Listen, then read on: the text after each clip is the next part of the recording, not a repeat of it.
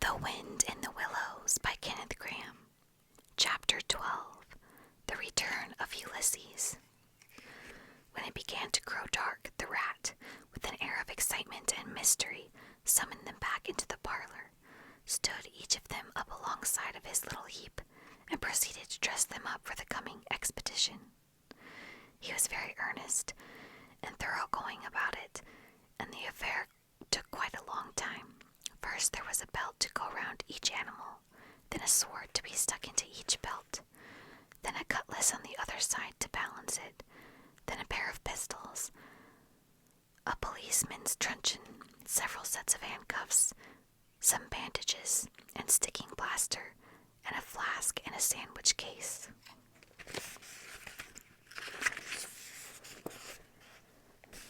The badger laughed good-humoredly and said, "All right, Ratty, it amuses you, and it doesn't hurt me. I'm going to do all I've got to do with this here stick." But the rat only said, "Please, Badger, you know I shouldn't like you to blame me afterwards and say I had forgotten anything." When all was quite ready, the badger took a dark lantern in one paw, grasped his great stick with the other, and said, "Now then, follow me. Mole first, 'cause I'm very pleased with him. Rat next, Toad last, and look here, Toady, don't you chatter so much as usual, or you'll be sent back, as sure as fate." The Toad was so anxious not to be left out that he took up the inferior position assigned to him without a murmur, and the animals set off. The badger led them along by the river for a little way, and then suddenly swung himself over the edge into a hole in the river bank. A little above the water, the mole and the rat followed silently, swinging themselves successfully into the hole as they had seen the badger do. But when it came to Toad's turn, of course he managed to slip and fall into the water with a loud splash and a squeal of alarm. He was hauled out by his friends, rubbed down, and wrung out icily, comforted, set on his legs. But the badger was seriously angry, and told him that the very next time he made a fool of himself, he would most certainly be left behind. So at last they were in the secret passage, and the cutting-out expedition had really begun.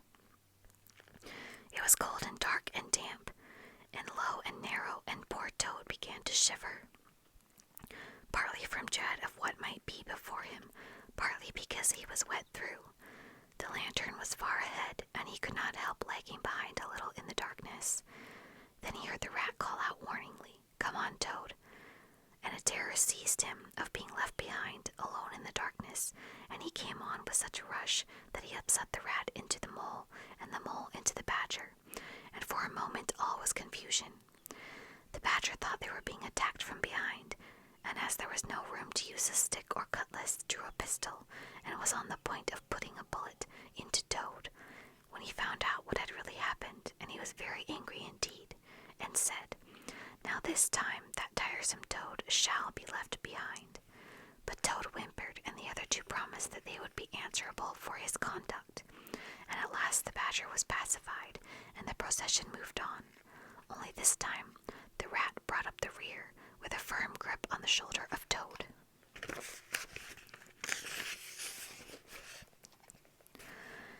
So they grouped and shuffled along, with their ears perked up and their paws on their pistols, till at last the badger said, "We ought by now to be pretty nearly under the hall." Then suddenly they heard, far away as it might be, and yet apparently nearly over their heads, a confused murmur of sound, as if people were shouting and cheering and stamping on the floor and hammering on tables.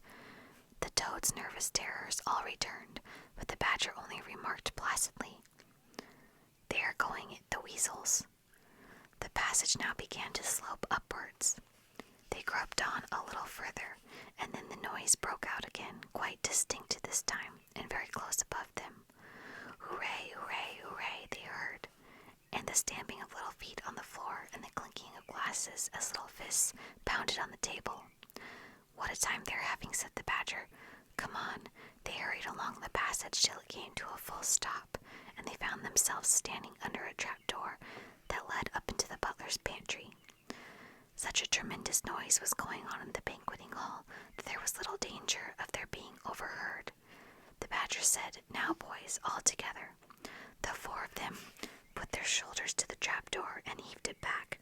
Hoisting each other up, they found themselves standing in the pantry, with only a door between them and the banqueting hall where their unconscious enemies were carousing. The noise as they emerged from the passage was simply deafening. At last, as the cheering and hammering slowly subsided, a voice could be made out saying, "Well, I do not propose to detain you much longer. But before I resume my seat, I should like to say one word about our kind host, Mr. Toad. We all know Toad, good Toad, modest Toad, honest Toad." "Only just let me get at him," muttered Toad, grinding his teeth. "Hold hard a minute," said the Badger, restraining him with difficulty. "Get ready, all of you. Let me sing you a little song," went on the voice, "which I have composed on the subject of Toad." Then the Chief Weasel, for it was he, began in a high squeaky voice. Toad he went a-pleasuring gaily down the street. The Badger drew himself up, took a firm grip of his stick with both paws, glanced round at his comrades and cried, "The hour is come, follow me," and flung the door open wide. My, what a squealing and a squeaking and a screeching filled the air. Well might the terrified weasels dive under the tables and spring up madly at the windows. Well might the ferrets rush wildly for the fireplace and get hopelessly jammed in the chimney. Well might tables and chairs be upset and glass and china be sent crashing on the floor in the panic of that terrible moment when the four heroes strode wrathfully into the room.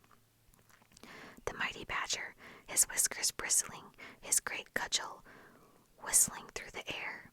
Mole, black and grim, brandishing his stick and shouting his awful war cry. A mole, Rat desperate and determined, his belt bulging with weapons of every age, every variety. Toad frenzied with excitement, and injured pride swollen to twice his ordinary size, leaping into the air and emitting Toad whoops that chilled them to the marrow. Toad he went a-pleasuring, he yelled, "All pleasure 'em," and he went straight for the Chief Weasel.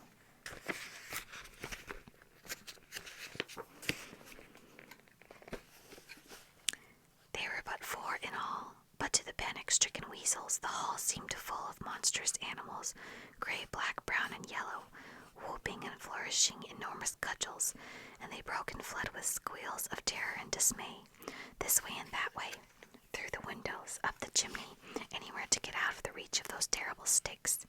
The affair was soon over. Up and down the whole length of the hall strode the four friends, whacking with their sticks at every head that showed itself, and in 5 minutes the room was cleared.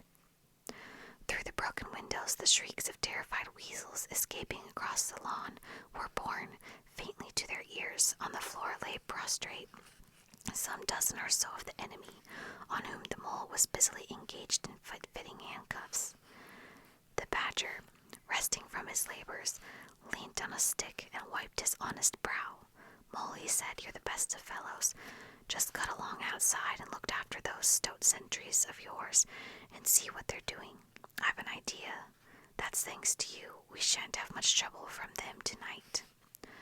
The mole vanished promptly through a window, and the Badger bade the other two set a table on its legs again, pick up knives and forks and plates and glasses from the debris on the floor, and see if they could find materials for supper. "I want some grub, I do," he said, in that rather common way he had of speaking. "Stir your stumps, Toad, and look lively. We've got your waffles back for you, and you don't offer us so much as a sandwich." Toad felt rather hurt that Badger didn't say pleasant things to him, as he had to the mole, and tell him what a fine fellow he was and how splendidly he had fought, for he was rather particularly pleased with himself and the way he had gone for the Chief Weasel and sent him flying across the table with one blow of his stick. But he bustled about, and so did the rat, and soon they found some guava jelly in a glass dish, and a cold chicken, a tongue that had hardly been touched, some trifle, and quite a lot of lobster salad. and in the pantry they came upon a basket full of French rolls and any quantity of cheese, butter, and celery. They were just about to sit down when the mole clambered in through the window, chuckling, with an armful of rifles. "It's all over," he reported, "from what I can make out, as soon as the stoats, who were very nervous and jumpy already, heard the shrieks and the yells and the uproar inside the hall. Some of them threw down their rifles and fled. The others stood fast for a bit, but when the weasels came rushing out upon them, they thought they were betrayed, and the stoats grappled with the weasels, and the weasels fought to get away, and they wrestled and wriggled and punched each other, and rolled over and over till most of them rolled into the river. They've all disappeared by now, one way or another, and I've got their rifles, so that's all." "Excellent and deserving animals," said the Badger, his mouth full of chicken and trifle. "Now there's just one more thing I want you to do, Mole, before you sit down to your supper along of us. I wouldn't trouble you, only I know I can trust you to see a thing done, and I wish I could say the same for everyone I know. I'd send Rat if he wasn't a poet.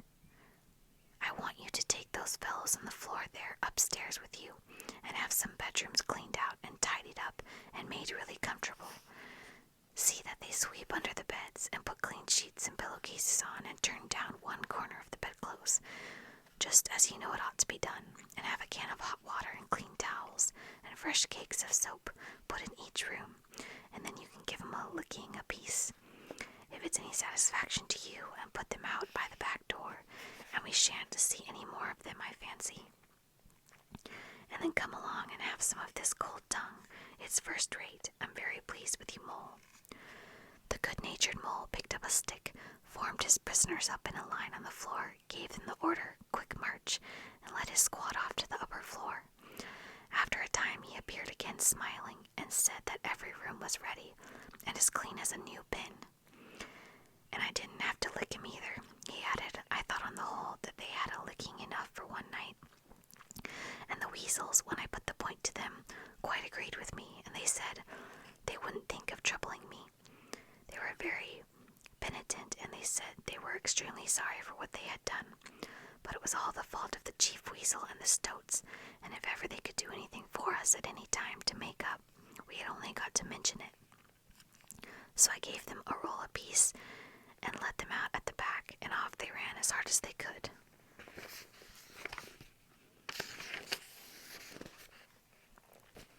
Then the Mole pulled his chair up to the table and pitched into the cold tongue, and Toad, like the gentleman he was, put all his jealousy from him, and said heartily, "Thank you kindly, dear Mole, for all your pains and trouble tonight, and especially for your cleverness this morning."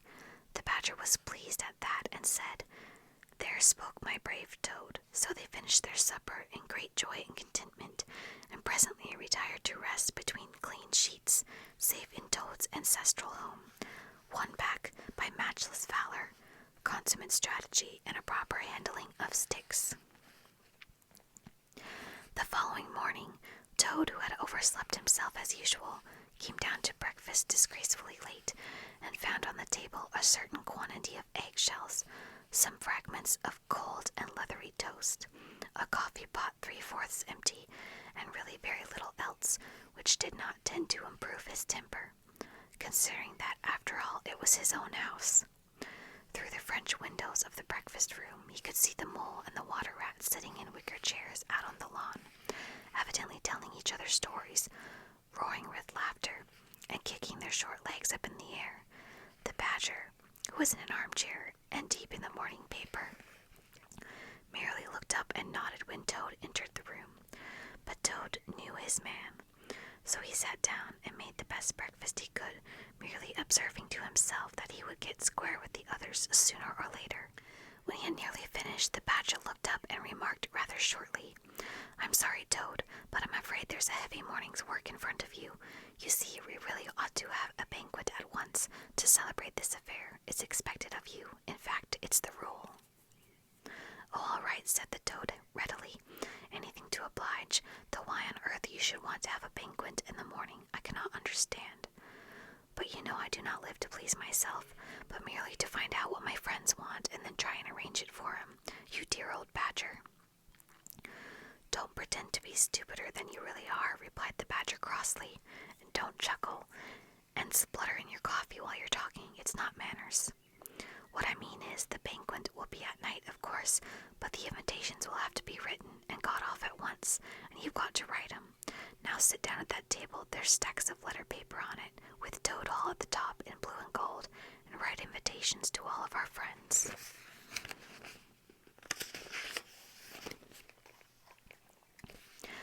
"And if you stick to it, we shall get them out before luncheon, and I'll bear a hand too, and take my share of the burden.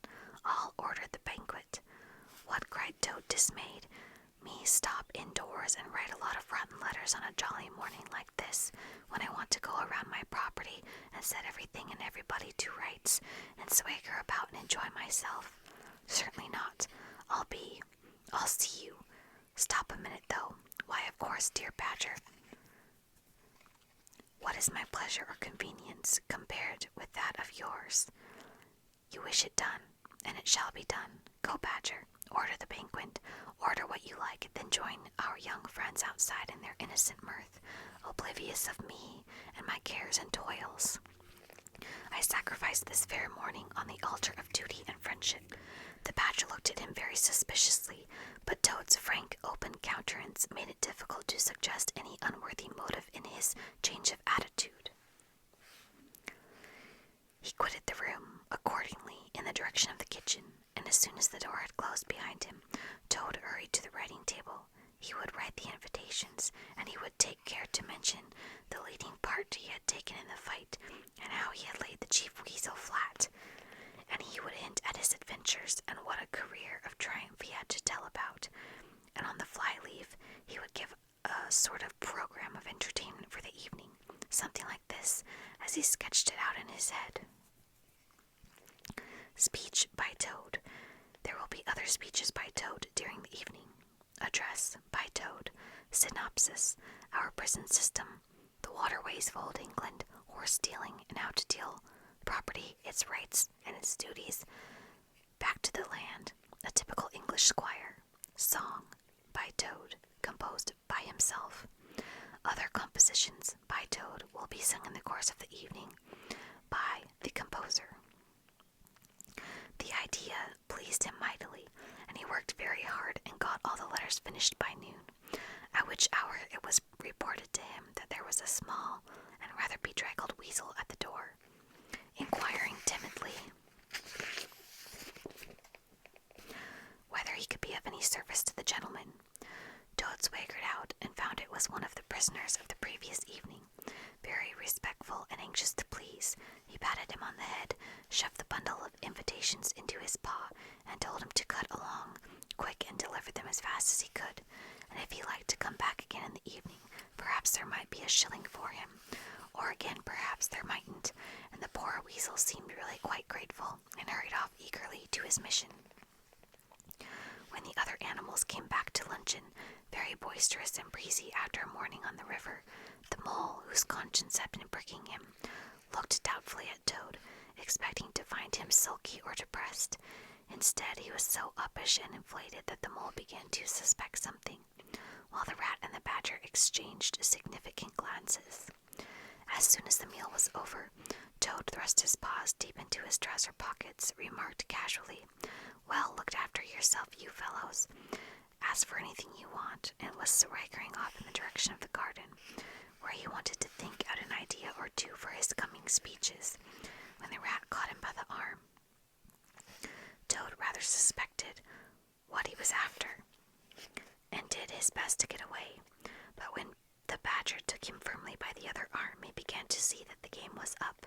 The two animals conducted him between them into the small smoking room that opened out of the entrance hall, shut the door, and put him into a chair. Then they both stood in front of him, while Toad sat silent and regarded them with much suspicion and ill humor. "Now look here, Toad," said the rat. "It's about this banquet, and very sorry I am to have to speak to you like this, but we want you to understand clearly, once and for all, that there are going to be no speeches and no songs.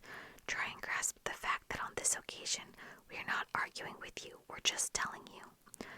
Toad saw that he was trapped. They understood him, and they saw through him. They had got ahead of him. His pleasant dream was shattered. "Mayn't I sing them just one little song?" he pleaded piteously. "No, not one little song," replied the rat firmly, though his heart bled as he noticed the trembling lip of the poor disappointed Toad. "It's no good, Toady. You know well that your songs are all conceit and boasting and vanity, and your speeches are all self-praise and gross exaggeration, and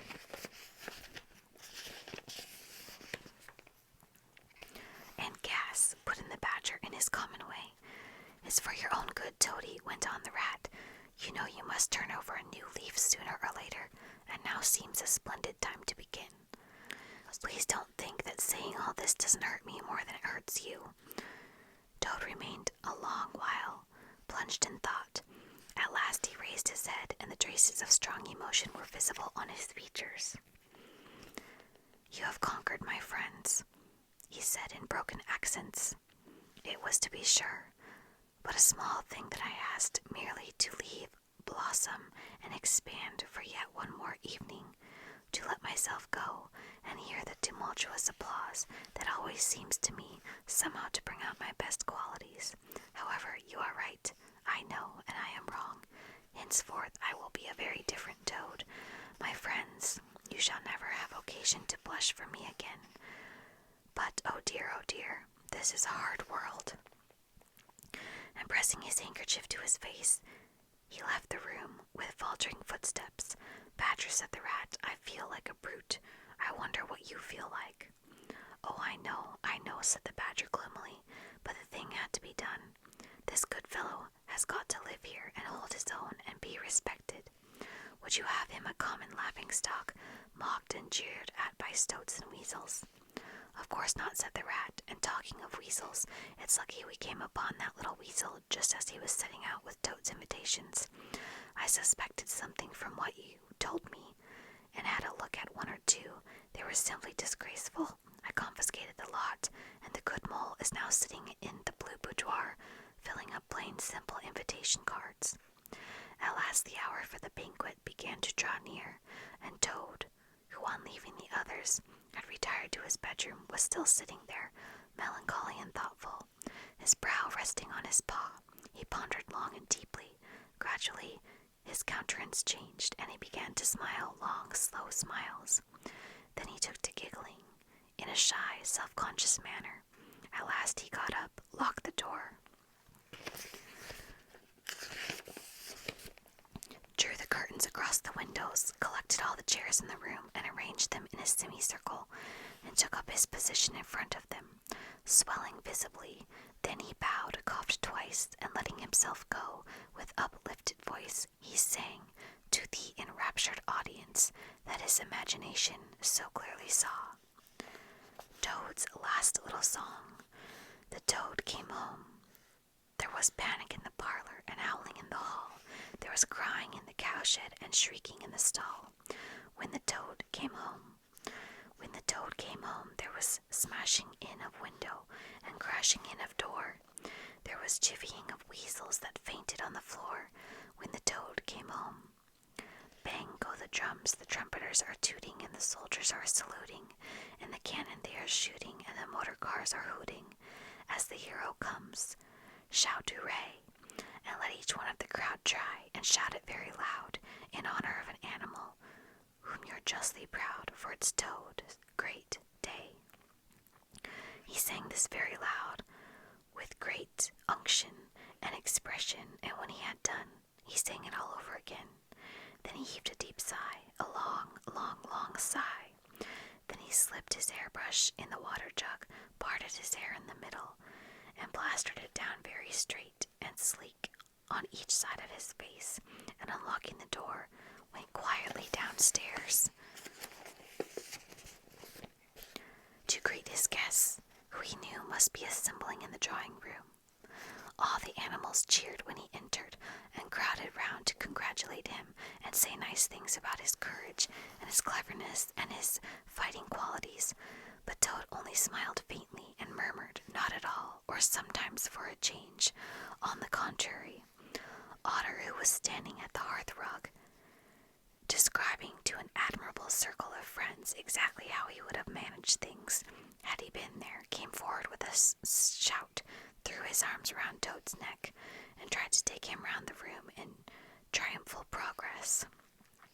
But Toad, in a mild way, was rather snubby to him, remarking gently as he disengaged himself, "Badgers was the mastermind. The mole and the water rat bore the brunt of the fighting. I merely served in the ranks and did little or nothing." The animals were evidently puzzled and taken aback by this unexpected attitude of his, and Toad felt as he moved from one guest to the other, making his modest responses, that he was an object of absorbing interest to everyone. The Badger had ordered everything of the best, and the banquet was great success. There was much talking and laughing and chaff among the animals, but through it all Toad, who of course was in the chair, looked down at his nose and murmured pleasant nothings to the animals on either side of him. At intervals he stole a glance at Badger and the rat, and always when he looked they were staring at each other with their mouths open, and this gave him the greatest satisfaction. Some of the younger and livelier animals, as the evening wore on, got whispering to each other that things were not so amusing as they used to be in the good old days, and there were some knockings on the table, and cries of Toad, speech from Toad, song, Mr. Toad's song. But Toad only shook his head gently, raised one paw in mild protest, and by pressing delicacies on his guests, by tropical small talk, and by earnest inquiries after members of their families, not yet old enough to appear at social functions, managed to convey to them that this dinner was being run on strictly conventional lines. He was indeed an altered Toad. After this climax, the four animals continued to lead their lives, so rudely broken in upon by civil war, in great joy and contentment, undisturbed by further risings or invasions. Toad, after due consultation with his friends, selected a handsome gold chain and locket.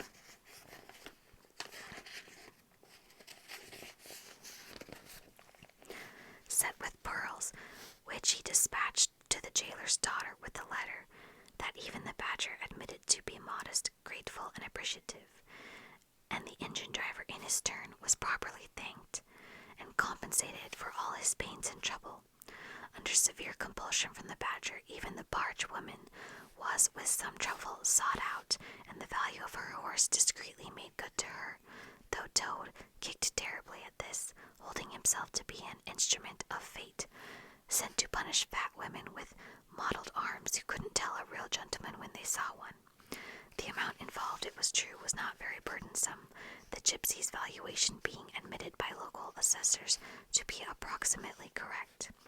Sometimes in the course of long summer evenings, the friends would take a stroll together in the wild wood, now successfully tamed so far as they were concerned, and it was pleasing to see how respectfully they were greeted by the inhabitants, and how the mother weasels would bring their young ones to the mouths of their holes and say, pointing, "Look, baby, there goes the great Mr. Toad, and that's the gallant water rat, a terrible fighter, walking along him.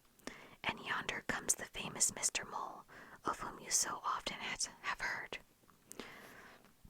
But when the infants were fractious and quite beyond control, they would quiet them by telling how if they didn't hush them and not fret them, the terrible gray Badger would up and get them. This was a base libel on Badger, who, though he cared little about society, was rather fond of children, but it never failed to have its full effect.